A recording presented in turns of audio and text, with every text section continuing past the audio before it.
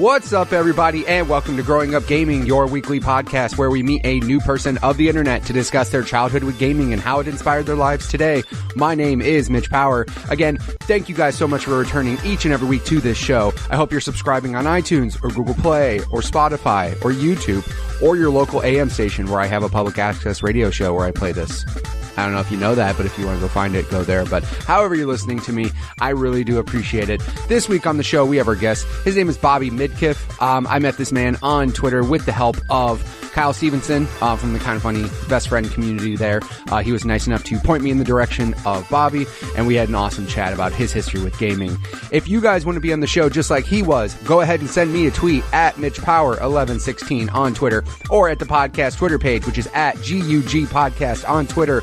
Without further ado, let's get things started with Bobby Midkiff. Do you remember what initially got you started playing games? Was it a family member? Was it a friend? Was it some cool kiosk you saw at a Walmart or something? Like, what initially got you started? I could think about it. My first console. And I want to say it was around, it was after we moved to Indiana, because I was originally born in North Dakota. And we moved to Indiana in, 87 or 88.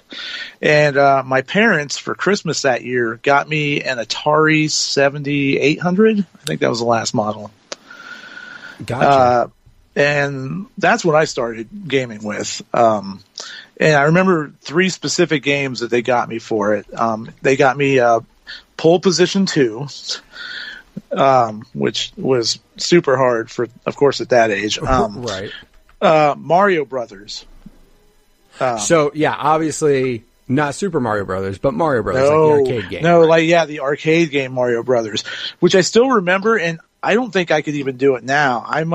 I played a lot of Mario Brothers, and I think I got into like the 40s at one point as far as levels, which was really far, and that's as far as I'd ever gotten. And the other one, which was just random and obscure, was I think it was Larry Bird versus Dr. J basketball. Why did Larry Bird go up against so many people? He went up against Dr. J, and I think he had a Magic Johnson game. Like, man, yeah. Apparently people just wanted to go against Larry Bird. I'm sure he had a Jordan. I think he was around with Jordan at the end of his career. Yeah, he was. I don't know. I mean, it's so funny because if I look up basketball versus games, I'm sure I'll find like this versus this versus this. Well, also, too, that's a bad Google search. Basketball versus games. Yeah, don't do that because you're just going to pull up a bunch of basketball games. Like actual basketball games, not video games. Yeah. So I'm looking up here because obviously everybody talks about the 2600, but it looks like you had the 7800, which I personally never even saw one in person. Like I've never seen one in person. I've never played on one. Based off looks, I love this Wikipedia article. It's almost fully backward compatible. Almost fully. Almost, I mean, pretty much backward compatible. So were all these games, like the ones you were playing, were they newer 7800 games, if you remember, or were they 2600 games? I honestly don't remember. I don't think Mario Brothers could have been newer because I think Mario Brothers was in the arcade in the early 80s. But I'm not 100% sure. I just remember it was somewhat backwards compatible. It wouldn't play everything because, I mean, at a later point, I'd gotten my hands on some of the older stuff like Adventure and stuff like that, and I know some of those just didn't work right with it. Yeah, I'm looking at it. There actually looks like there might have been a 7800 version of Mario Brothers, and it looks like there was a 2600 version. But yeah, I remember, like, I think it wasn't Mario Brothers I think it was a side game or like a something in, like, I think Mario 3, if I remember. Yeah. If you're playing 2-player, and this is still why I can't play Mario 3 with my wife because she always trolls me with this. But if you move over the other character's icon, and they can push a button at the right time, and you will enter into a 2-player version of that Mario Brothers arcade game, right? Where they can steal your cards that you got at the end of the level. That's by right. hitting under you, and she would always do that. And then, if if you die in that, you lose your turn and they take your turn. Yeah, I remember there being like that secret in one of the Mario games, and because that's how I remember finding out about Mario Brothers initially, because I was like, "What is this?" And I just thought it was like a mini game that was part of Mario 3, and I was just like, "Wow, this is weird," because like you're anything. And then later in life, I find out like, no, that was actually like its own game at one point in time. I was like, "Oh, never mind." And then that's where I got confused, like Mario Brothers, but then the one everybody knows is Super Mario Brothers. So I was like, "Oh yeah, oh, got it." Yeah, that game was, it's just different. Like, I mean, like I said, though, when you play against somebody else, though, like that in a competitive state, you get super pissed. Like, you just took all my shit. Now I lost my turn. So, but it's cool that they at least added that as like a secret little bonus thing in there. Cause, little Easter eggs like that and everything. I still love all of the weird retro things that they did with, Mario Odyssey. How all of a sudden you go into a thing and you're 2D, and I was like, holy shit, this is amazing. Like, I just love how they did that. So, and you beat Mario Odyssey, right? Yeah. Okay, so that final chase where you're Bowser I was in that 2D. Out. I was freaking out. I was like, this is the coolest fucking thing ever. Yeah, that was amazing. I loved it. I was like losing my shit and everything. And then of course that final stage at the end, which I won't spoil, like after you beat the game where you end up, you're like, oh my God. Yeah. This is like the best. Like that game was, here's what's weird. That game, like I feel like certain games, obviously the other Mario games weren't as long, obviously. Like you could beat them relatively much quicker than like Mario Odyssey or any of the other Mario games. But I felt like the other games, I felt like I wanted to play over and over. Once I beat Odyssey, I was just like, cool. And I didn't feel like that need to go nuts and get all the moons, because I think only because there's so many of them, I just kind of was like, I don't think I could honestly, especially with everything else that was coming out around the same time, I was like, I don't think I could stop everything else and just get all these moons, because that's insane. Like there's a lot of moons in that game. So people who complete that, I mean, good for you, but shit, that's a lot. I didn't see. I only went so far with the moons too, because because like the last thing you unlock was at 500, and I just feel like there was no incentive. I mean, you could get 999. I don't know. I don't think there was anything unlockable after 500 though. Right. But even then I only made it up to like 330, and I was like, no, I'm good. Yeah. Like the only thing I think that's cool is like eventually, like say if I get bored or something like on a flight, I could easily pop it in and go get a moon or two, just like fucking around and getting the ones I didn't get. But like you said, there wasn't, after I beat the game, I was just kind of in a mood where I was just like, there's no new awesome things every 50 moons or whatever. You know what I mean? It was just like, here's your unlock and then that's it. So I was just like, okay then. But yeah, I mean, the older Mario games though, I felt like after you beat them, you could go back and just play it over and over and over and over, especially like the later ones when they started getting to like, obviously you could skip levels in the first one, just the warp zones and all that. But like with 3, how you had the different branching areas you can go to, and then especially World when they went completely nuts and it was like hidden areas and all that shit. That's where I felt like those games, I felt like I wanted to continue to play over and over. I don't know how much I would get enjoyment though out of just Mario Brothers. Like I bet it would be, I mean, again, when you're a kid, anything in front of you that has flashing lights is fun. But after a while, I'd be like, all right, I'm kind of good on this. I mean, at the time it was just what you had. Exactly. Like it's like, all right, let's see how far you can get. Right. Right. Well, also too, I mean, you kind of, in a way, you don't. I'm not gonna say, in a way, you're a dumb kid because kids are dumb. So you're kind of a dumb kid, so you don't realize what else is out there. And then once you do, you're just like, how did I go back to this? So, and I say this now, like, I don't think I can continue to play Mario Brothers over and over. But also, if I was a kid and that's all I had, I'd shut the hell up and do it. Like, I'd be like, yeah, let's play this over and over. So as far as it goes, so you got that as like a Christmas gift then? Yeah. And I mean, that was the big thing. I mean, we never had like a lot of money, but I mean, usually my gaming seemed to be, especially at least for the first decade or so, linked to Christmas, because that would be when I would get a console if it was something really cool I wanted rather. So like, I mean, because like the next year, I had to be 89, because I don't think it was 89.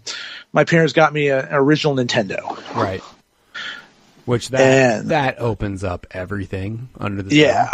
Yeah, I can imagine. And also too, I mean, that was a step up from the 7800. So, I mean, graphically and everything was good. I'm assuming, did you get the bundle where Mario Duck Hunt Zapper, like everybody else and your mother did? Yeah. Yes, Like, you either got that or you were super bougie and you got the one that had Rob, like, very beginning when it first came out. Like, I mean, I remember everybody getting an NES, like, that was your staple. Like, I don't personally remember other bundles being available, but obviously, you know, later in life I find out, oh, there was a bundle that came with Rob, and, like, that's cool. Like, I didn't even realize that was a thing. So, I was kind of in the same boat as you, too, with Christmas. Like, Christmas, birthday. That was your cycle. Like, you didn't get shit throughout the year, really. It was like, unless you did some, like, really good or whatever, like, unless you had, like, your tonsils removed or some sort of surgery, you weren't getting any cool shit throughout the year. Like, it was just like, birthday, Christmas. So, did you, as far as it goes, were your parents cool with you playing games? Were they encouraging of it, or did they kind of get it for you just to kind of keep you quiet? Because I know some parents are very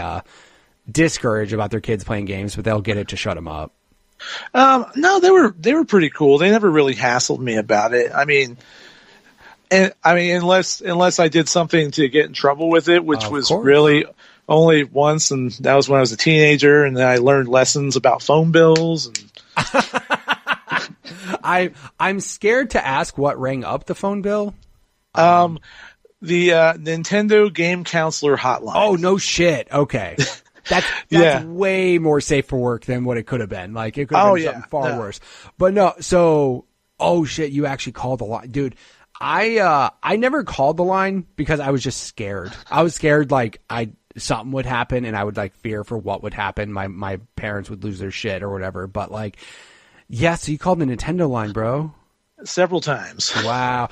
You know what's funny is, like, how is that? I mean, I guess it's legal in a way because it tells you, but I wonder if there's, like, I feel like now there would have to be some sort of disclaimer, but then again, people get away with buying, like, kids buy free-to-play items on parents' phones all the time and shit, so I guess it's just the same. Well, now it's not a phone call. I mean, there was a quote-unquote disclaimer, but kids never did that. They would always say, you know, kids, get your parents' permission. Yeah, that never happened.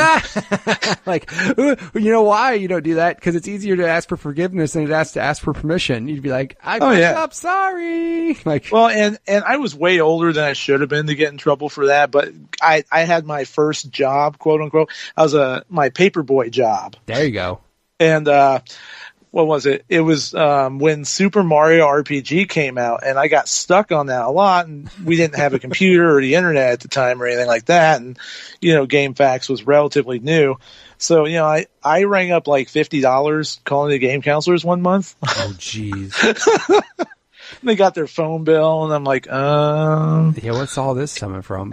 Here, have 2 of my paychecks. Yeah, basically, like, sorry, here's my paper money. So yeah, pretty much. Yeah, like, it was kind of crazy because I never did that. I'm trying to remember. I don't think I ever did any of the chat stuff or anything like that. I'm trying to think. I don't think I ever got into.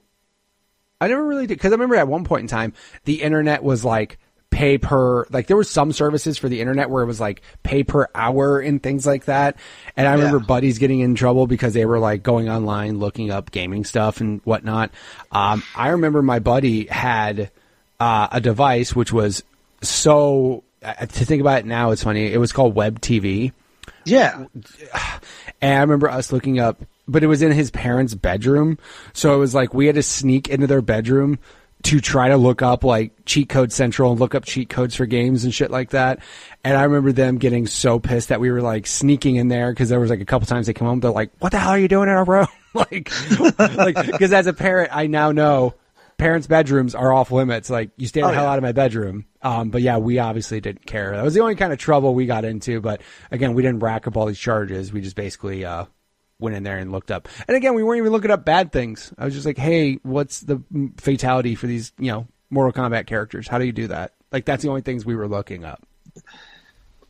So, like, that's good though. At least your parents were not discouraging, but they also, because like some parents out there get really like, I don't want you playing this. This isn't productive. Like, you know, they'll say all sorts of shit, but you know, at least your parents for the most part were pretty cool about it. And then, did you ever have any siblings growing up, so where like you would play games with them? I mean, I had an older sister, but I mean, she was really kind of off on her own stuff. We never really played games together. How much older was she, though? Was she like 2 years? Damn, that's not even that far apart. Because like I've heard some stories where like somebody's like, yeah, I had a brother, but he was like 9 years older than me. I'm like, yeah, that kid, that you are not going to have shit in common. Like, I actually have 2 older sisters, but the other one is like 12 years older. Right. So she was already moved out exactly on her own and all that.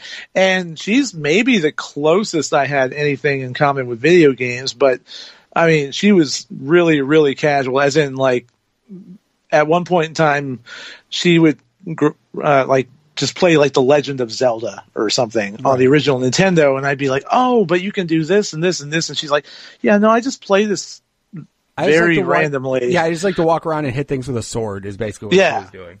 So, yeah, I mean, yeah, you get the people that sometimes play like that. But then what's funny is I had that experience doing Minecraft with my, like, for example, my son.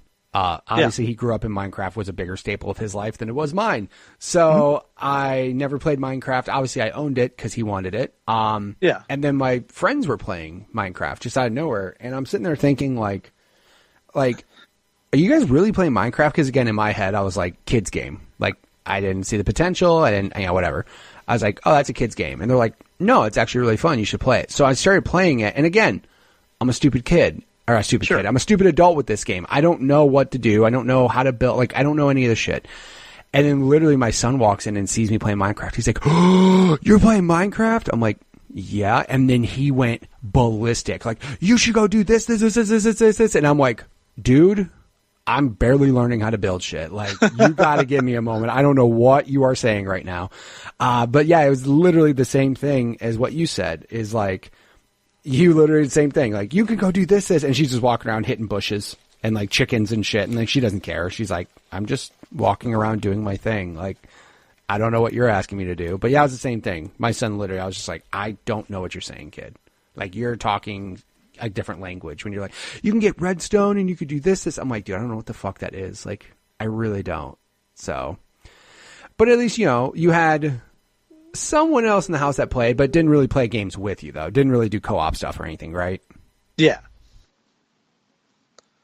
So then as, like, you kind of had, like you said, though, the birthday Christmas train and everything, where basically every birthday, was your birthday at least spaced out good enough to where, like, you got good stuff throughout the year?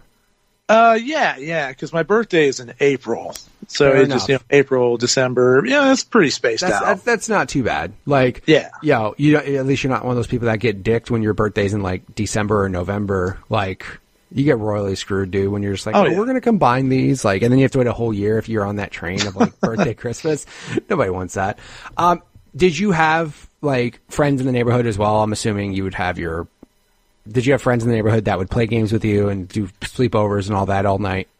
Yeah, and that's a lot of how I kind of bridged out from Nintendo, actually, because I mean, we had our friends in the neighborhood, like a block down during the summer, you'd get together, hang out, build a clubhouse or play tag or hide and seek at night, but then.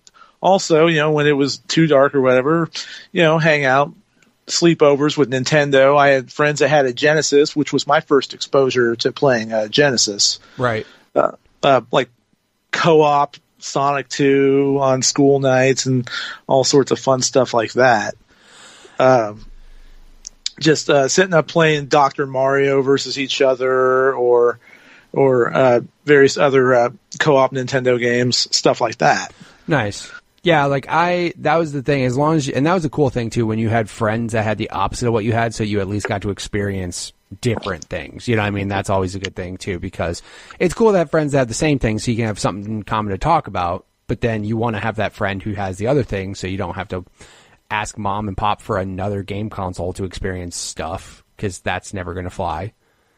Yeah. Like, you can never ask your parents, like, oh, I have a Nintendo, can you get me a Genesis too? They'd be like, what? No, what are you talking about? We're not doing that. Was there any particular games that brought good memories to you from the Nintendo era that you can remember? Definitely. I want to say Mega Man 3. definitely Mega Man 3. I'm a huge fan of Mega Man, especially the original series. And I just remember me and a friend in the neighborhood sitting playing that together and finally playing it through and finally beating it. I mean, even to the extent I was just so into it that I faked sick on my birthday so I could stay home and play it. Nice. I remember. Yeah. Because it's like, oh, I could go to school or I could play Mega Man 3. Yeah. Let's play Mega Man 3. Hard decision, right? Yeah, right.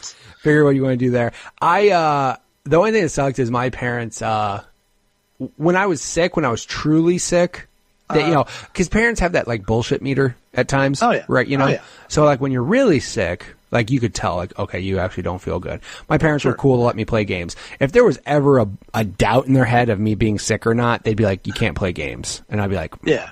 Well, then there's no use for me staying home. Like, why? I mean, The Price is Right is cool to watch and all, but that's not why I'm trying to stay home. I'm trying to like, of course, actually, play games and shit. So yeah, that was always the. But yeah, man, I mean, I want some parents out there were awesome and let their kids like take off school to do things. Which, where the fuck were those parents? Because they weren't mine. Like my mom was like, "No, go to school. What are you talking about right now? Like you got to go to school." So that happens, but that's okay. No big deal. As you were growing up, did you just kind of take? So you had obviously you had Atari, and then Atari kind of disappeared. So then you went Nintendo. Did you just go right into Super Nintendo? Yeah, that was that was either Christmas of 91 or 92. My parents got me a Super Nintendo and Super Mario Kart. Nice. Yeah. That's a good game to get followed up with that. Oh, and I played the hell out of me some Mario Kart back then. Like to the point where, getting perfect scores on all the tracks and everything until I can't remember. I think that was the one where you unlocked 150cc for getting perfect on everything. Or it was either unlocking 150cc or reverse tracks. I can't remember. I think it was reverse tracks, or it might have been 150cc. To be honest, like both of those sound accurate. Like both of them sound like they could have been the thing. What's funny is like when I remember, 150cc was basically attain the gold cup in all the cups in 100 mode. So yeah. And now they have 250cc now, which is it 250? Yes. Yeah, which is I think it's 2 or 250. Yeah, which is fucking chaos. Like so hard. It's so hard, so fast. I mean, and just do that on that small track, just the circle track. Like you can get your game done in just record time. With Mario Kart, what's funny for me is like I played Mario Kart. I enjoyed it, but I didn't see like the huge like deal with it at first. Like the original one and NES or SNES, I was like, this is okay, but it's not like the greatest thing I've ever played. Until I played like the actual 3D Mario Kart 64, and that's where I was like, holy shit, this game is far better. Like just also racing games in general, when it got to 3D, they were just like way better. They were just, you had way more detail in your cars and seeing the environments, and like it was just so much better as a game playing it in 3D rather than like the 2D flat screen. Like, but that also goes the same with like a lot of racing games back then. Like I just didn't like them as much until they turned 3D, and I was like, I actually prefer these better. Road Rash was fun. I had a Genesis. Like I didn't have a Super Nintendo because I was stupid. Yeah. Because I was a dumb kid and I chose Genesis because I thought that was better. It's funny. Like it's not. I'm not saying Genesis didn't have good games, but like in the lineage of like retro games, top 10 games of all time in that generation, maybe one or two are Genesis games, and the rest are all Super Nintendo games. Like Super Nintendo just had a better catalog, and God bless Sega for trying and having all these cool ideas, but nah, dude. Like I've said this before. Nobody gave a shit when the Sonic Classic Collection came out, but when the SNES Classic came out, people lost their fucking mind. That tells you right there. But I have the Sonic Classic Collection, dude. But I mean, like the fanfare wasn't there. Like nobody. I know. I understand. Everybody was like, "This is cool." I mean, like I said, some of those games are fun, but like the one thing I missed out on entirely until I got to PlayStation was RPGs, because like Oh yeah. Sega didn't really have a lot. Like, and I'm not saying they didn't have any, but they're not a whole lot. Nothing that was. No. They had Phantasy Star and Phantasy Star. Yeah, Phantasy Star. Yeah, it's about. I've tried. I've owned multiple sets of those Sega collections. Right. I mean, including the one that just came out. Right. Which, because I like that old stuff, especially, I mean, Sonic. Sonic's my big thing as far as Sega goes. I just love old Sonic.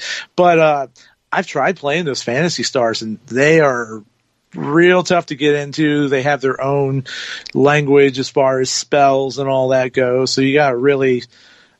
Yeah, no, I just couldn't get. Yeah, I mean, like again, like you look at like the RPGs on Super Nintendo, and it's just night and day. Like far better, just far better in every way. So, again, Sega tried, but I mean, the only thing I'll count Sega for all day long was with Nintendo. They had established franchises on the NES, so they just kind of made the better versions of those, like Mario World, Super Metroid, Link to the Past. Like, they just took existing awesome games and made them even better, right?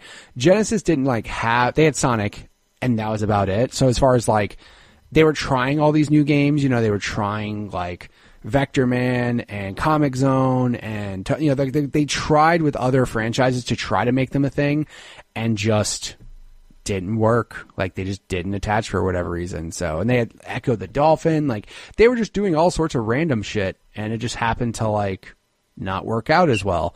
But like again, dude, that collection on the SNES Classic is probably the best collection of games ever made. Like, it's ridiculous. It's really good. But again, that's the only cool thing. I'm like, hey, I could pick up an SNES Classic and play the best games ever on that console for $80. So you can't really complain about that. So I also just want them to put it on a cart for the Switch. Like, quit fucking around. Charge me $80 for a cart on the Switch and just let me play them all that way, because I would do that too. And they would sell so many of those.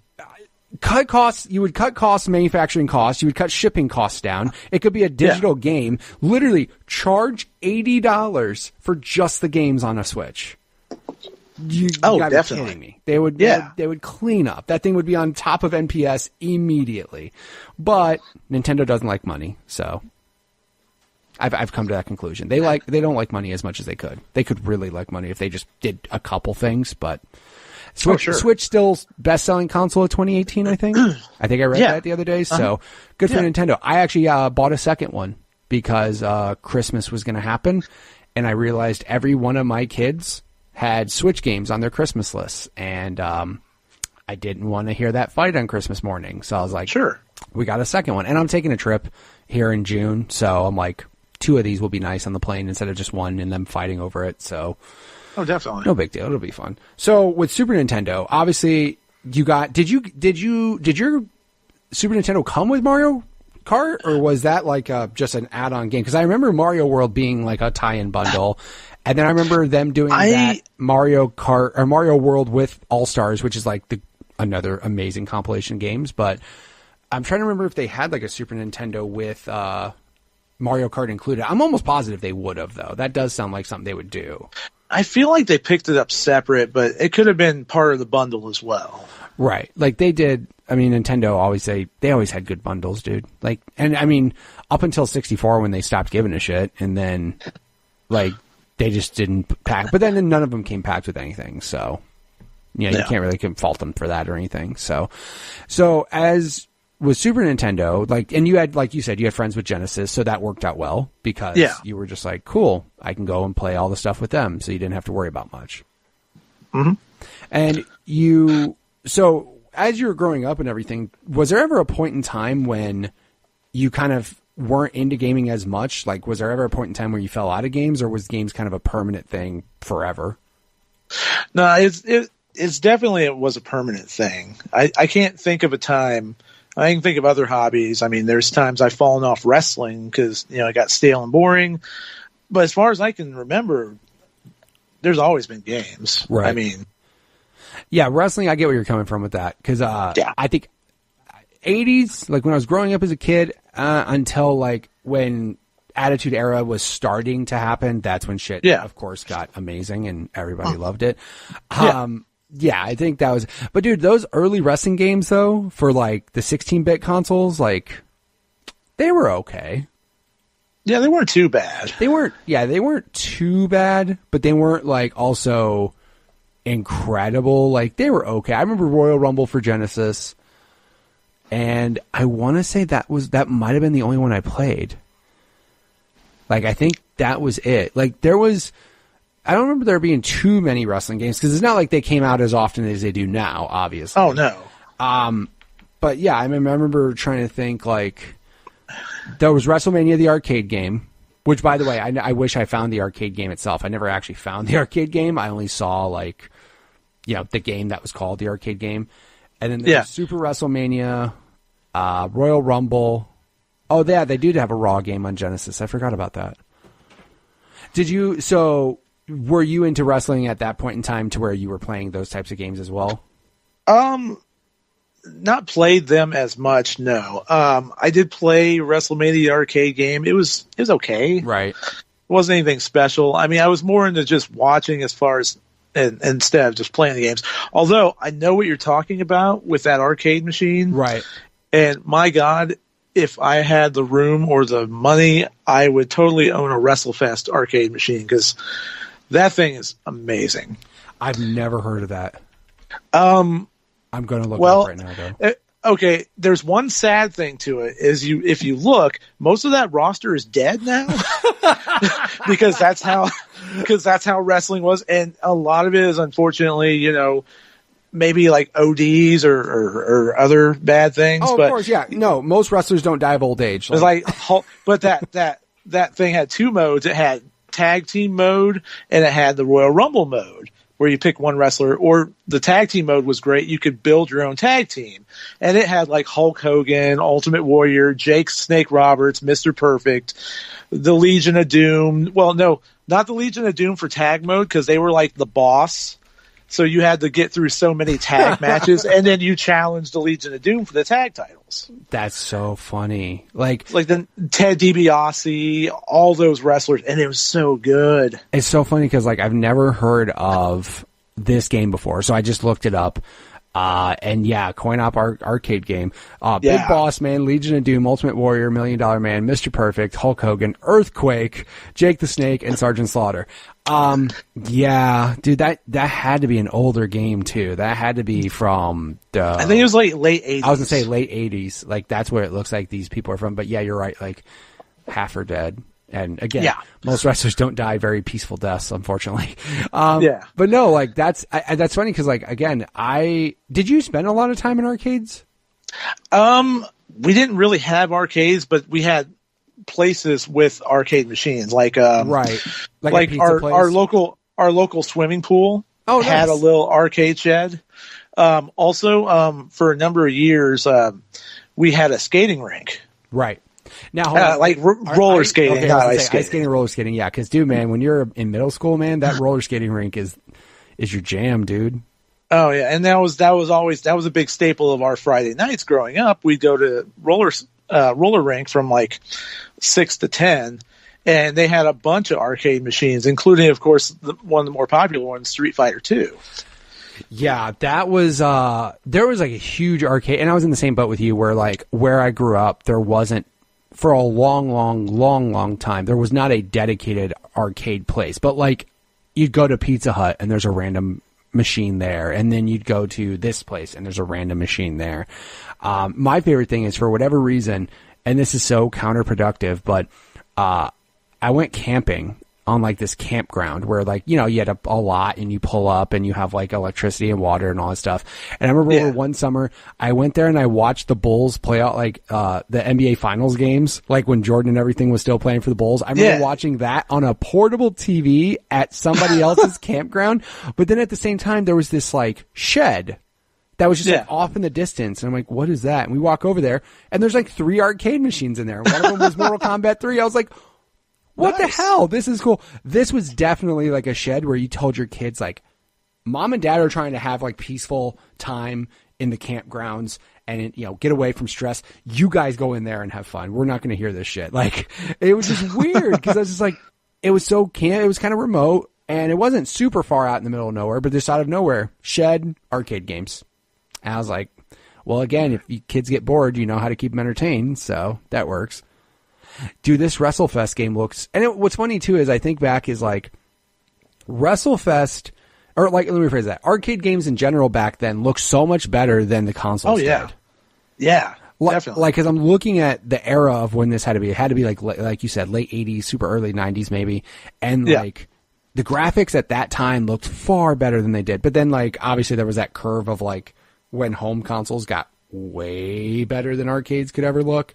Sure. But still, back then, dude, arcades had that allure because they looked way better. Man, dude. Yeah, that Wrestlefest game, I'm sure you can find some sort of quote-unquote legal way to play it. Maybe. Oh, yeah. I'm sure there's ROMs and stuff out there. Like, everybody's probably got that. Yeah, I'm sure there are. I'm sure there are. I haven't looked it up or anything. My favorite thing is just looking up online. There's all these, like, not remakes, but, like, people are, like, basically putting WrestleFest in, like, with current WWE rosters. So they're like, wow, bring it back with these people. Like, apparently, I learned something new today. I was big into WWE and stuff then. Well, F at the time. Now E. But, yeah, did you... So, obviously, you had Super Nintendo. What other games were you playing mostly then besides the Mario Kart? Because, obviously... On your thing, you have JRPGs on your Twitter as like a big thing. Did you start on Super Nintendo going nuts with those? Yes. Because at one point with my NES and the big thing we looked forward to every week be every Saturday morning, we would get to go to our local video store, the Video West. Yes. And, rent games. And, I tried my first JRPG on the Nintendo, and this will tell you what I knew and how well I knew about it. One time I went there, I rented 2 games. I rented Final Fantasy 1, okay, and Fester's Quest. Oh, fuck. And I tried to play Final Fantasy 1, and I couldn't wrap my head around it. And I'm like, what the hell am I doing with this? Right. I put in Fester's Quest. I'm like, ooh, Fester's Quest. God. And that is a terrible game. It's a really bad game. Like, that's a bad game. It is. Well, dude, I mean, the other thing, too, is, like, I want to say...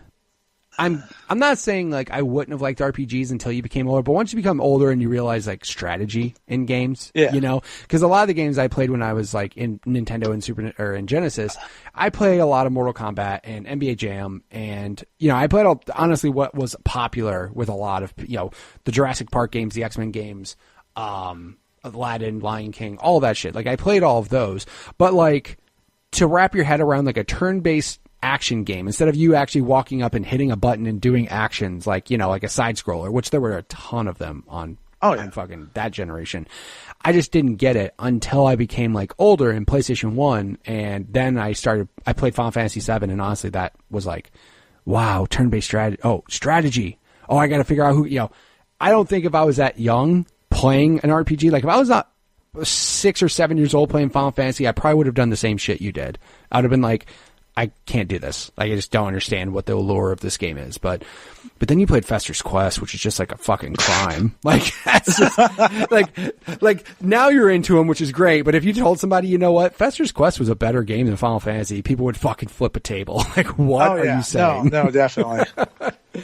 So, obviously, and dude, you mentioned video rental places. Yeah. That was a staple. That had to happen. That was like a thing. And were your parents, like, again, were they kind of like, we're going to get one movie and one game? Yeah, more or less. And it was always like, I don't know, like $2 for 3 days or $2.50 for 3 days or something like that. And what was it? My first Nintendo love, the Mega Man series. I never played the original Mega Man until like 93 or 94. Right. Because I still had a regular Nintendo. Mm-hmm. And I just happened to stumble upon it at this other video store in town. And I had to beg my dad to sign up for a membership for this video store so I could rent this game, because he wasn't a member there. Right. And I'm like, Dad, I need you to come to this place, and I need you to bring your driver's license. and I think we got to put like a $10 deposit on our membership or something. Oh my God. That's so funny. Because I got to play this game. Right. I've never played this game. I played Mega Man 2, but I never played the original. Right. At that time. And I was just like, I got to play this. The other thing I was just thinking of too is like, if you like, renting games was such a big staple, right? But here's the problem. Renting a game like an RPG. Yeah. That's a problem, dude. Because like, number one, like you trying to play a game in a weekend, unless you literally had nothing else to do. Like shorter games were cool because you buy a game, rent it, play it for a little bit, may possibly beat it, and you're like, this is fun. I can't imagine renting an RPG because like you get it for a couple of days and then you're like, all right, back to the store, and you're like, no, like I worked so hard on that game and I'm not even close to being done.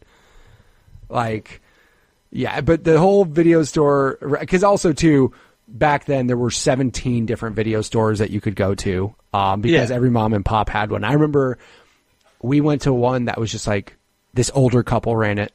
That was it. Like it was just two employees, this old lady and this old dude, and they just ran it. And we started going there for a while, and then they closed down. And then we had a grocery store that we would go buy our groceries at that actually had a rental place in there. So my mom would basically like, go find a game. I'm going to go shop for groceries. I'm going to get a pizza because it's Friday night, and you pick out a game. I'm like, every Friday night was like the greatest night ever. So I was just thinking, though, Saturday morning had to be a hard sell, though, because like everybody showed up Friday night and cleaned up the place. Like you might not even have gotten some things if that was the case. If you went Saturday mornings, man, that would kind of suck.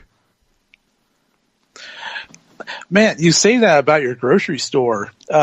Oddly enough, we had a gas station a couple blocks up from our house to decide to get into the video rental thing. They just had a little wall with movies and some of the most obscure random video games. They had a couple gems, but then they had a bunch of like, what is this? Right. It was just like they were just grabbing whatever they could put up. Right. So I just remember like, man, I want to play something or whatever and go up the couple blocks of the gas station and be like, all right, I'll try out Lester the Unlikely for $2, which was not great. That was, I mean, at least we had that because there was times, obviously now like minus Game Pass, there's not, you know, you have GameFly, I guess. You can rent games that way. But like, you know, most of the time now people are purchasing games and realizing they made a bad decision. But like back then too, especially if you had already played everything that was at the store, you're like, I guess I'll rent this one for the weekend. And then you find out it sucks and you're bummed. You're like, well, I made a bad decision. Oh, yeah, that was always the worst too. It's like you get home and you try, like, man, I just wasted my weekend rental on this. Exactly. And nobody wants that. My parents aren't going to take me back to the store. Nope. They'll be like, it's a life lesson you learned. Yeah. Yeah, exactly. No, dude, convincing your parents to go back to the video game store after. Yeah, right. That's adorable. Yeah. They were like, no, I'll return it Monday because that's when we're going to be returning this shit. And that's the only time I'm going back. I'm not going back now. So, yeah, I mean, like I said, that was, I was going to say that's as bad as getting a bad game as a gift. Like you wanting a gift so badly just to find out the game isn't good. Because has that ever happened to you? Not necessarily a bad, well, I mean, maybe when I was an adult, my sister got me some real bad games, like for like Xbox 360 or whatever, because it's like, oh, I saw this game on a discount. But the most common thing that ever happened to me was not thoroughly reading the box. Because I remember one Christmas, I got a Super Scope 6, and my parents they're like, oh, here, get this or whatever. They thought they got a really good deal because they're like, oh, yeah, this thing was marked down to $30. We'll get you that. No, they got the Super Scope without a game. Oh my God. So they got just a gun. Yeah, it was just a gun. And I'm just like, but I don't have anything to play. I can't use this. That would bum me out, dude. Like, what are you going to do? You're going to, you can look through it and pretend. Yeah, I was like, oh, there's a booklet with all these games you could play that you don't and I'm have. Certain, like the Super Scope obviously it came with, I thought it came with a game. There was or something. Yeah, there were two models, and the $60 one came with that game, right? That had all those games. But the $31 one was a standalone, and they just thought they got a mismarked deal. They didn't realize it didn't come with a game. Gotcha. And they just got the $30 one. Yeah, I was gonna say because most of the games came bundled with it. I didn't even realize that they sold it standalone, which. And I'm looking at like compatible games. There's like 10. Yeah. There's like 10. And like T2, the arcade game, would probably be the coolest fucking one for it. But yeah, like even Super Scope 6, that was the one I was like, I was almost positive it came with games, but I didn't even realize they sold it without it, dude. That sucks. Well, what couple I did play, I'm going to disagree. Actually, I can't say that because I never played T2. But my favorite game for that was Yoshi Safari. I was just about to say, I see Yoshi Safari. I never played it. So what is that game? It's an on-rail shooter. Okay. So it's on basically you're on the back of Yoshi as Mario with your Super Scope, and you're literally just on rails and you're shooting stuff coming at the screen, and then there's various bosses and all this. My favorite part is I like how Mario's never held a gun in a video game minus Smash Brothers, right? Like he has fire powers, but in this game he's got a fucking Super Scope, people. You better watch out. That's funny. Like I just saw the list of the games and I saw Yoshi Safari and I was like, well, there's your Nintendo tie-in. But after that, dude, what's sad now is that 99% of the people out there who are alive will think of the Super Scope and they'll think more Smash Brothers and not the actual gun itself, which is kind of sad. Because people like, dude, my son's never going to know what a Super Scope is until he plays Smash Brothers. And he's like, oh, that thing, that gun. I'm like, yeah, that used to be a real thing, like to shoot things on screens. So, and that was sad too, because like that whole era of awesome. That whole era of like light gun games eventually went away and everything. So that kind of was sad. But I mean, during that NES, Super NES genre, and like even somewhat into PlayStation, light gun games were so awesome and then just kind of disappeared. That was like, my thing was, if it was an arcade, like that T2 arcade game, pumping quarters in that thing and losing still. Like, you get the arcade game at home and you get the gun, you're good. You could beat the game actually. Yeah. Yeah, but then like I remember PlayStation wise is when they started doing like Time Crisis was on PlayStation 1, which I was like, thank God, because Time Crisis is such a fun game. But again, like at the arcade, I didn't get very far without dying. So having the actual game at home. But then the problem is that's probably one of those games that doesn't have nearly as much replay value. Like after you beat that game, what else are you going to do really? You could play it again with a buddy if you had two of them. But, how often did you actually have two light guns? I want to say my last light gun experience was, I don't know, maybe 5 years ago. I think it was just after me and my wife started dating. And she had a Wii. And where did we go? We went to, went to a local reseller of games. We have a place up here called Mega Replay that sells used games and movies and all that. Nice. And they happen to have this collection for the Wii called House of the Dead Returns. Yep. Yeah. So we had a weekend where we had a couple Wii modes and all that, and we played a bunch of House of the Dead 2 and 3 multiplayer.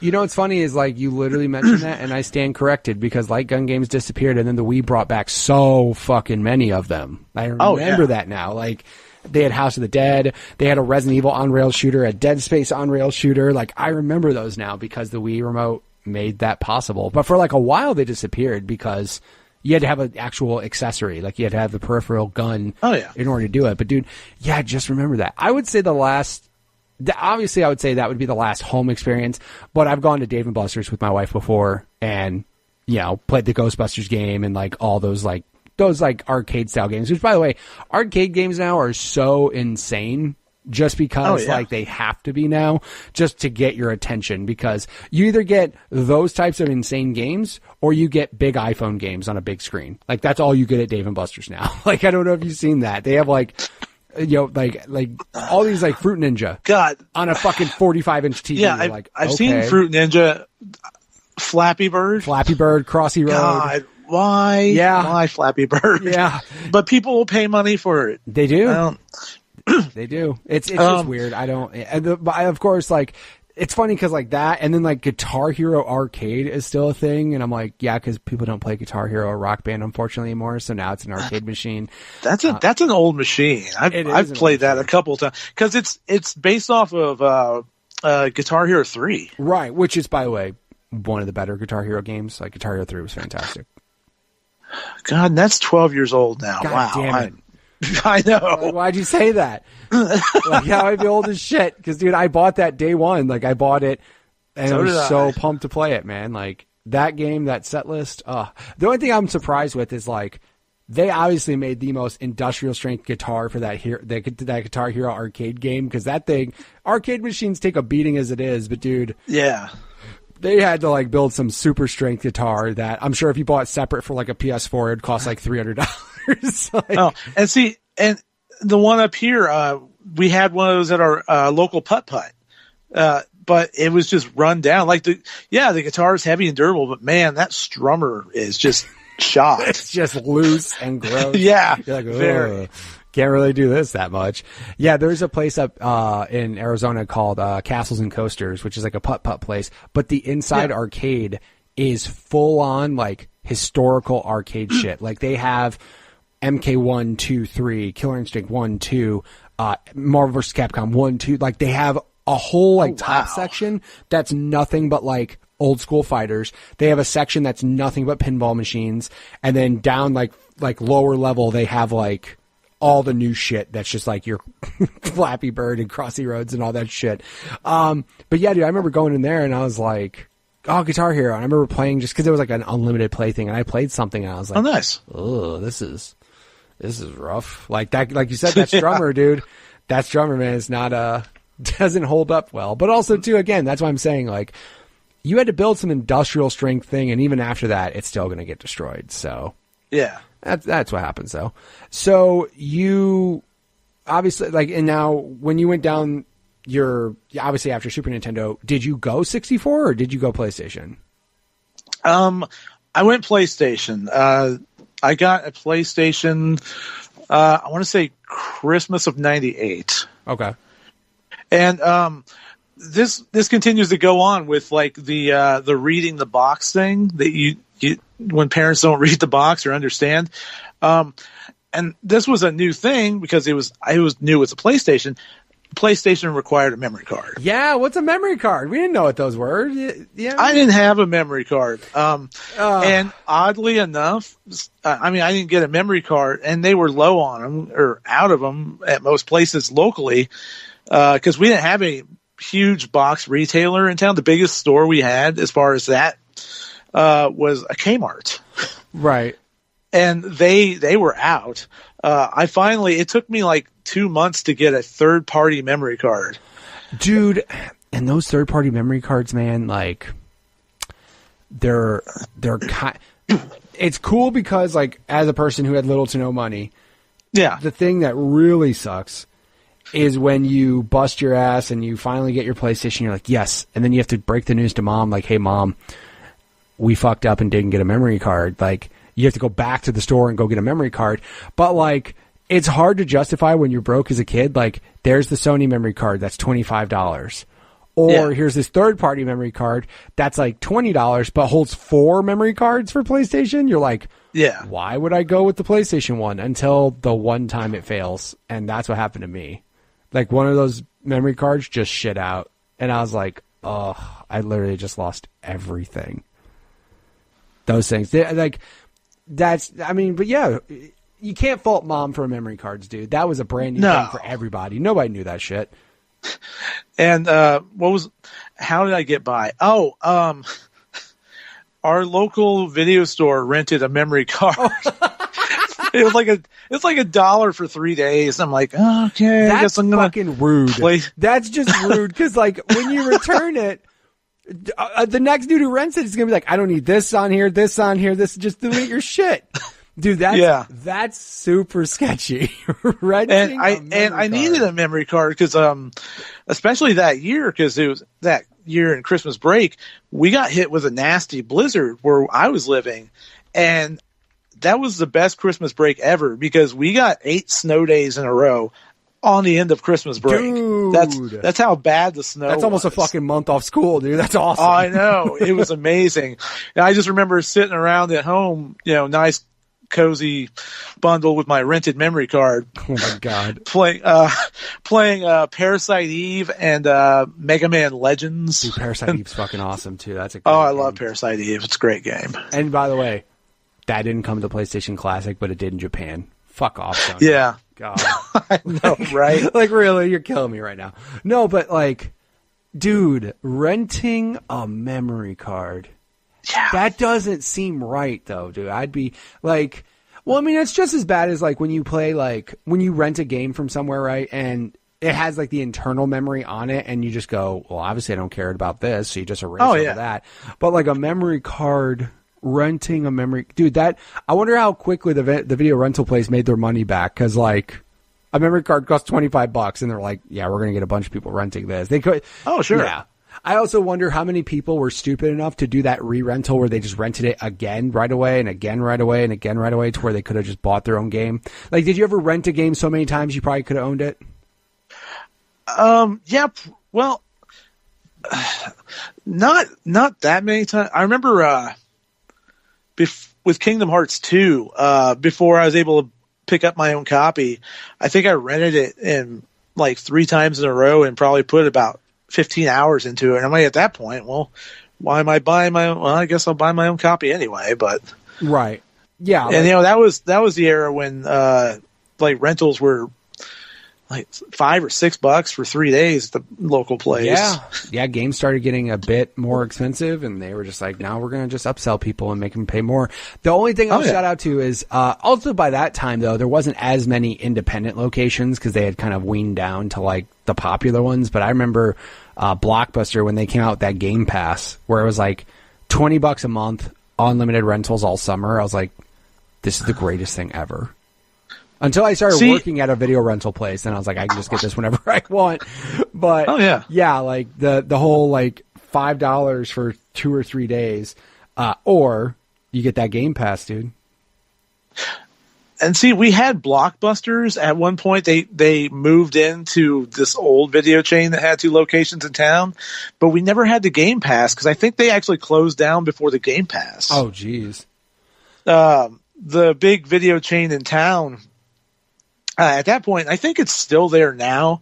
It may be the only one because all the other mom and pops went out. Right. Is Family Video. Dude, shout out to Family Video because those things were starting to show up when, like, it's weird. Like, Family Videos in Illinois started showing up as other locations were closing. And I'm like, how is this company thriving? And by the way, still open. Like, how are these places still making enough money to be relevant and everything? And they also had like really good deals on like their used stuff too. Like they would sell their used stuff at really good prices. I was just like, shit, you guys are actually doing well. Like in the now like thing that's Redbox where a kiosk doesn't cost anything besides upkeep. Like you don't have to pay an employee, you don't have to pay employees when you have a fucking Redbox. You just own a Redbox. But dude, no, Family Video is still a thing. Yeah, I don't think we have. I don't think we have one up here where I'm at now, but I know there's at least one a city over. I think the one in my parents' town is still open. I mean, they're out there, and I'm surprised because everything else has gone under, with Blockbuster and all the other bigger outlets like that. Yeah, like they all. I used to work at Game Crazy, which was attached to a Hollywood Video, and those are all done. Yeah. And that's why I'm just like, I remember when Family Video was like literally starting to open stores in Rockford where I lived as these other stores were closing. And I'm like, this is weird. Like normally people don't start opening other businesses of failed ideas. Like Netflix was getting to the point where that was really popular. And like now there's this new place opening up called Family Video. This is odd, but they're still around. I just Googled them and they're literally still around in Illinois at least. And I'm like, wow. In Arizona, I can tell you there's a Redbox fucking everywhere. Then like there is still like 1 or 2 mom and pop shops in like certain locations that I've seen. I've drove by and I'm like, it's like looking into the past. You're like, holy shit, look at that. There's a video rental place. It's crazy. Well, I remember the one that mom and pop I used to go to Saturday mornings growing up. It just started getting really sad because you could tell their business was down, and they just started. It kind of turned into a flea market of sorts because they literally started just selling random stuff out of their back room. Like they had racks of clothes and old household items and all sorts of stuff. I'm like, oh man, that sucks. You don't want to see that. No, because I mean, renting there for so many years, we got to know the owners and stuff. They were really nice people. Right. Like I said, my mom and dad, they like got to know the old couple that we were going to all the time. And then out of nowhere, like the place just closed and turned into like a feed store for like farm animals. I'm like, I guess we're going to the grocery store now and doing things. So, but as you mentioned, so like that started somewhat going away, but that was also PlayStation around that time and everything. Obviously, I'm assuming you already mentioned Parasite Eve, but I'm sure, certain you went nuts with the RPGs on PlayStation. Yeah. Like that was, definitely. Like that thing was a machine. So many good ones. Absolutely. And at that point, did you actually buy your own memory card? Were you cool then? Yeah. Okay, cool. You didn't rent. God, renting a memory card, that fucking blows my mind. Like that's just so scummy because it's like I trust you with the hours I've put into this game to just have some kid get it and go, I need space for this game, delete, and just be like, oh, that would just bum me out. I mean, but honest, that was a game you played renting games back in the day before memory cards, though. Right. Like the RPGs I rented back then, where they have like 3 save files on it. I'm like, well, hopefully my save file's there next week. Yeah, that was the thing. You took a chance. You're like, and also too, if they have more than one copy of that game, you're like, fuck, I hope I get the right one. Yeah. I hope I get the same one with the same thing. And you were lucky enough if you did. So, did you ever mess around with handheld at all? Like Game Boy, I'm not going to say Game Gear because nobody fucking did Game Gear, but did you ever mess around with Game Boy at all? I played a Game Gear once. It lasted about 20 minutes before the battery died. Yeah, you're goddamn right it did, because everybody did. Like, every one of them. They all I think failed. it took 6 double A's. Which is insanity.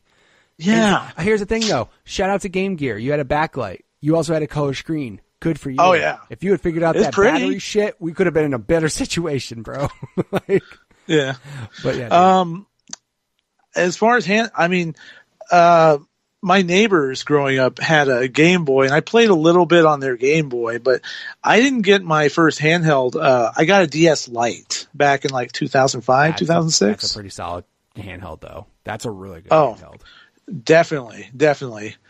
Nothing wrong with that. I really enjoyed that. And the backwards compatibility was really great on that, too. Yeah, like the only thing that pissed me off is I bought the original DS, which was fucking hot trash compared to that Lite. That original DS was so bad, dude. It just wasn't a good console. But then when they came out that Lite, it had the better screen, it had the bigger screen, better backlight. I was just like, ugh, this thing is way better. Like, what am I doing? Like, why did I buy this? I played that thing so much that I eventually broke the left trigger. Oh, jeez. Or the left shoulder shoulder button? Yeah, because I remember when I originally when I finally traded that in and got a 3DS, they took money off because of that shoulder button. We're going to have to take $10 off because that left shoulder button is just like, yeah, I understand it only responds half the time, but I put a lot of time into that in several RPGs, especially that era. They were doing all those remakes. So I picked up those Game Boy Advance remakes, but I also played the Final Fantasy IV 3D remake on there. Right. And the one I can think I put the most hours in was the Final Fantasy Tactics A2. Yeah, that was like the best because they took basically all those awesome 16-bit era RPGs and made them like playable on the go. And that was, I know a lot of people that were into that because they were just like, dude, this is Final Fantasy Tactics on the go. Like they were so jazzed about that shit.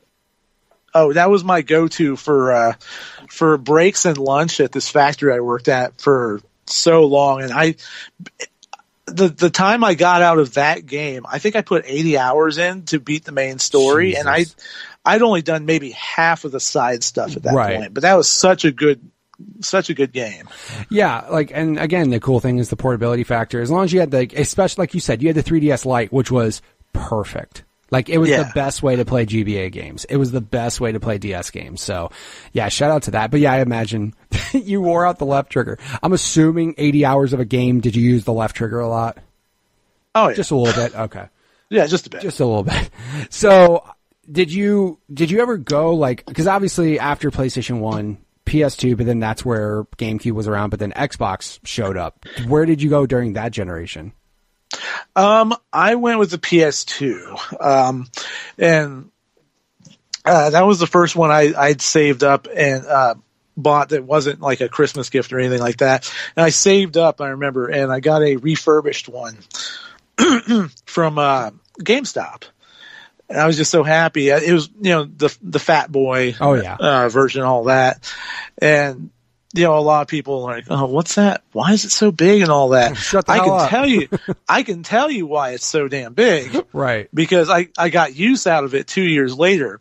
It was so big because it was hollowed out for a hard drive. Yes. That came with Final Fantasy 11 online. Yes, it did. I remember that. They had the port in the back and everybody's like, the fuck is this giant space for? And it's like, yeah, not a smaller 2.5 millimeter drive, but a big old 3.5 one. Like, that bitch was huge. Yeah.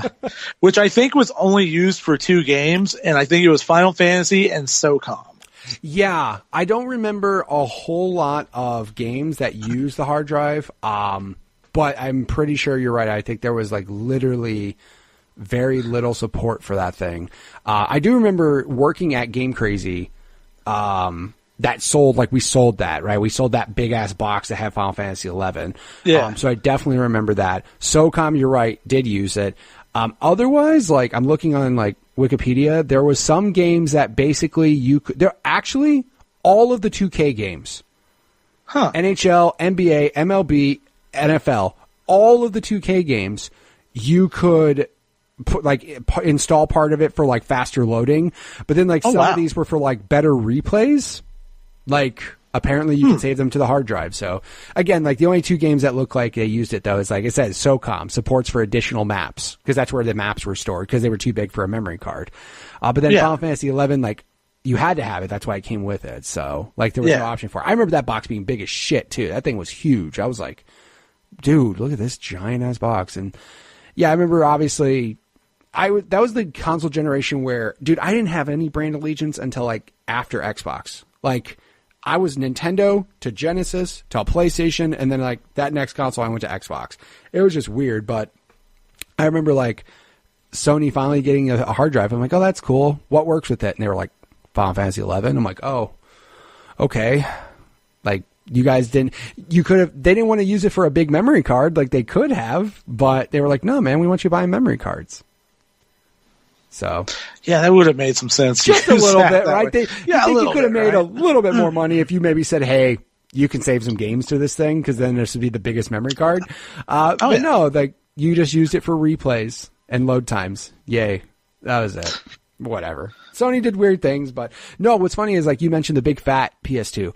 The smaller PS2, I remember when that came out, I was working at the game store, and I didn't believe it was real. Like, when they showed you the size of it, I was like, that's the size of a DVD case. Like, yeah, it's so small. That's not real. There's no way they fit all this shit into that. And then I remember getting one, opening it up and looking at it and just being, like, in awe. I was like, holy shit, guys. This thing is crazy. This thing is way small. But then again, couldn't play Final Fantasy on it. Like, there was not an option to. There was no way to do it. So, some people like the fat ones because they had that was the only way they could play Final Fantasy 11. So after, like, did you kind of just stick with PlayStation then the entire time? Well, when the next generation came around, I still had my PS2. I'd moved in with a couple friends, and I was going to school part-time while I was working full-time. And I chose to invest some of my student loan in a couple things. Gotcha. For probably education. probably not. Yeah, exactly. Education. Like a flat screen TV and 360 probably. Actually, a 360 was right when I moved out with Halo 3. Oh my god. Definitely. Because it was around 2007.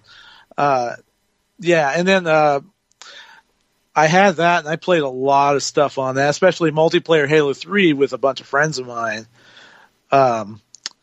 so much fun playing some Halo 3. That literally Halo is what made me kind of stick Xbox going forward. Not saying PlayStation, because at that point in time when I worked at the game store, I had all of them. But like, if it came out on all three, I was playing it on Xbox. I was just like, Xbox is, and then 360, dude. Most people, even if you were a PlayStation person during that generation, a lot of people went play like Xbox just because of like Halo, but then Call of Duty Online. Like the online was way better at that generation for 360. Like it was so good. Even if you had to pay for the online, nobody gave a shit. They still bought it. Like it was just better. Like everybody was in love with it. So now that you're at this point where you're like, hey, I buy things with my own money and everything. What was the worst game you bought with your own money? Well, ever, and this isn't not just that generation, but in general. Like now you're to a point where you're buying your own things. So what is your worst game you bought with your own money?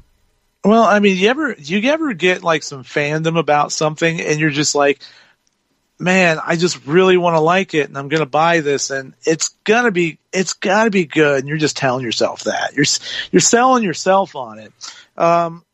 I'll be honest, mine was probably Yu Yu Hakusho Dark Tournament. Oh, jeez. For the PlayStation 2, the fighting game, because I was a really big fan of the show. And right. I'm like, oh, this is going to be great and it's going to be awesome. I'm like, oh, it's so bad. Yeah, that happens. But it's bad. And you pay $60 for this. Yeah. You make those mistakes from time to time. I think the only thing I'll say is with that, I'm trying to think of a franchise recently. So I'm a gigantic Kingdom Hearts fan. I still don't think 3 is real. I've seen it like in person. Like I saw it. It's not real.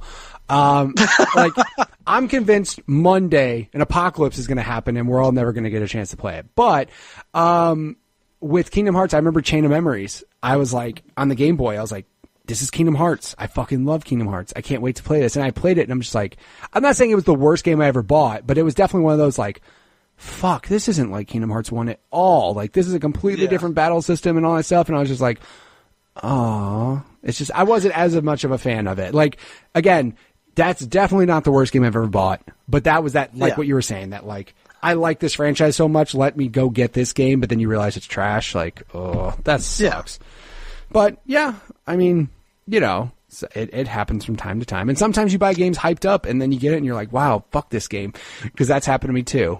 That I didn't even care about the franchise before, but you know, that happens from time to time.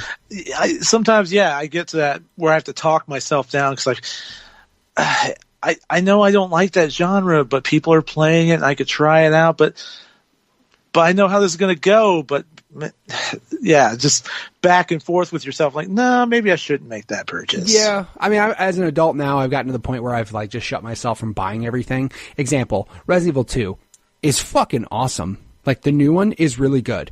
I didn't buy it. Why? Because I have Assassin's Creed Odyssey and Red Dead Redemption 2, and then Kingdom Hearts comes out Tuesday. So why?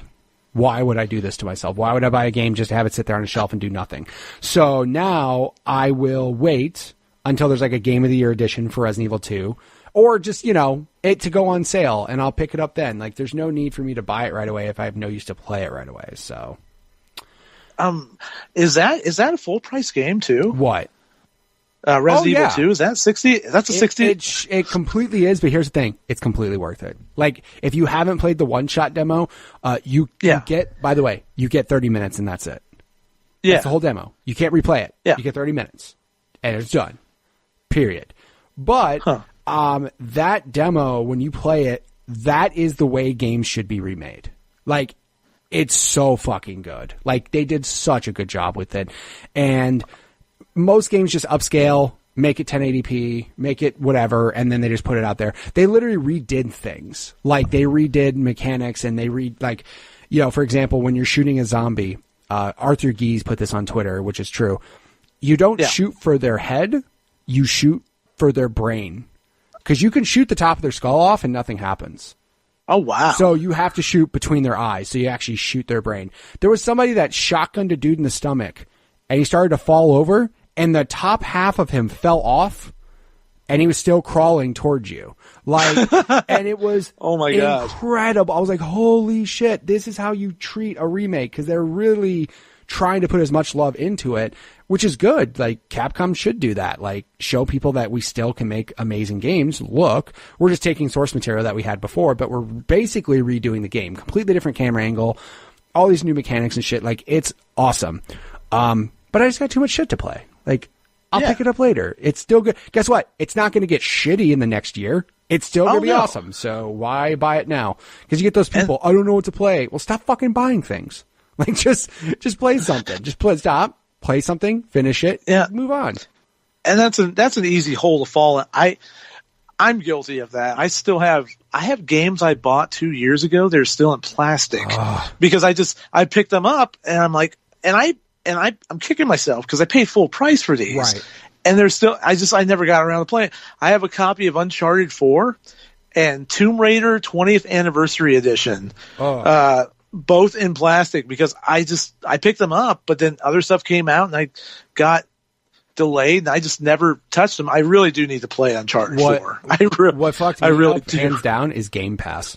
Because, I'm not buying things, but I have Game Pass and I'm like, fuck, Hellblade got put on there. That's supposed to be a good game. Oh, shit, We Happy Few got put on there. That's supposed to be fun. I'm like, oh, Crackdown comes out next month? Shit. Like, and it's like, I already have access to them, but I'm like, I have to resist. I have to beat the shit I want to play first. So I've been playing Assassin's Creed Odyssey until Tuesday, where maybe I'll play Kingdom Hearts 3 if it happens. So if I get it in my hands, I'm going to tweet it. I'm like, it happened. That's all I'm going to put. I'm just going to put it happened with me holding Kingdom Hearts 3. So nice. I don't believe it'll happen, but we'll find out. Maybe I'll be wrong in 72 hours. I hope I am. In as far as it goes, gaming habits like today, like, do you currently own everything? Do you kind of, or what are you doing today now? Right now I have a PS4. Okay. Well, I have a PS4. My wife bought me the Destiny white one, the Destiny one, the white one? the Taken King one. And then earlier this year, or no, actually it was last year. I'm sorry, it was last year. I had upgraded some stuff in my living room, so I put the original in the bedroom, and then I have the Pro with a 4K TV in the living room. That's what's up. Yeah, that's always a good thing. I tooled around with the idea of getting an Xbox, but I just never got completely sold on it. There's just the lack of original content that I would really get into, I think. Although that Game Pass is a good... It's ridiculous, dude. It really is. Compared to the PlayStation alternative of now, I do like that with the Game Pass, you can download them to your hard drive to play, because that makes it a lot easier for streaming, obviously. And actually also Games with Gold is a step better than PlayStation, because even if you let your membership go away, you get to keep those games. Yeah, so with Game Pass, like, the big things I'll say is Xbox with Game Pass, that's literally going to change shit. Like, it's stupid. And they're putting all their, like, it's not just Microsoft, like, other companies are putting shit on Game Pass that you're like, wow, you guys are putting your things on Game Pass now. Like, that's going to change things moving forward. The Games of Gold thing, like, and the PlayStation Plus thing, like, that's been cool, but, like, the offerings on there are getting, I'm not saying bad, but, like, sometimes they go nuts and they have, like, really good offerings there. The only thing I'll say when it comes to Xbox, Game Pass is cool, but also all of their best exclusive shit is going to come to PC. So if you have a PC, you could just play it there. And they're cross-play, so you're going to play with Xbox people, like... that's the only argument I'll say. I'm not saying, because I have an Xbox One X and Red Dead in 4K is fucking stupid. Like, it just looks ridiculous. But also at the same time, when people are like, I don't own an Xbox, but I have a good PC. At the same time, I'm just like, well, I mean, you could play Gears 5 and, whatever on the newer games on just PC if you want to. So either way, that's why I thought when Microsoft did that, I thought it was a smart move, because companies make money on software, not hardware. So... yeah, who gives a shit? Like, if Microsoft wants you to buy their game on whatever platform, because they're going to make more money on the software than they are the hardware. And then with Game Pass, Microsoft also realizes subscription models are better because people get them and forget about them, and that's what happens. And literally, but when they've been pushing it so hard and putting all these good games on there, I have no problems paying them money for it. Like $120 for a year of Game Pass. That's insane. Oh, that's not bad at all. That's two $60 I paid more games. for that than Netflix. Right, exactly. That's what I'm saying. I'm like, it costs less than Netflix, and it has all these games that are just at your disposal. So, yeah, good for them. But as far as it goes, so obviously you're doing streaming. So if people wanted to check you out on the internet and all that, where would they go? Streaming, you can find me at twitch.tv/BoboHotep. That's BOBOHOTEP. I stream there on Tuesday mornings and also Friday and Saturday nights. So, and if people want to check out all the cool things he does, I'll have links to that as well as his Twitter there. So, feel free to go there and watch him play Onimusha as of late. That was that's so fun. And that's a good example of what you were just bringing up with the Resident Evil 2 remake, how that's done better. The Onimusha one is really fun, but it's definitely worth how much they charge for it, because it is some PlayStation 2 ass graphics that they barely updated. Right. It's fun. And they actually did change the tank controls out. Right. There is a little more free movement, but yeah, that's definitely worth about what you paid for, because the graphics are just barely above PS2 standards. Is that a $40 game? No, it's 20. Oh, 20. Well, shit. There you go. Yeah. Like, when you have certain remakes, like $20 remake, that's, when you get to that point, you're like, if you just made the graphics cleaner and maybe adjusted one or two things, cool. When they did the Resident Evil 2 remake, though, it literally feels like a brand new game. So, like, they just kind of took the storyline from 2 and was like, here's what's going on. But, like, the gameplay is completely different. Before, it was, like, fixed camera, tank controls. Now it's not at all. Like, it's behind the shoulder, third-person action game now. Like, they did a really good job with it, so. This is good, because those tank controls are brutal. They're really bad. Well, again, back in the day, they were still figuring out shit, and now they got it figured out. So, well, dude, thank you so much for being on the show. Thank you for talking about video rental places with memory cards, because that's going to fuck me up for the rest of the day. And I appreciate you sharing all your stories, man. Oh, thanks for having me, man. All right. And again, thank you guys so much for listening. If you guys want to check out any of the cool things he does, feel free to check him out on Twitter at Sloppy Midkiff. Of course, I also have his Twitch link in the show notes, so feel free to follow him, check him out when he streams and everything. If you guys want to be in the show just like he was, go ahead and send me a tweet at MitchPower1116 on Twitter, or at the podcast Twitter page, which is at GUG Podcast on Twitter. We also have a YouTube channel. Go ahead and search it up at GUG Podcast. You can just search that there. Of course, on Facebook, Growing Up Gaming, search that and you'll find the Facebook group there as well. Thank you guys so much for listening. I really do appreciate it. I'm actually coming up on episode 100, which I am very excited for. I'm also coming up on the 2-year anniversary of the show, and without you wonderful people to talk to, without all of the great community on Twitter and everybody sharing this show wouldn't be possible. So again, I thank you all every single week for listening.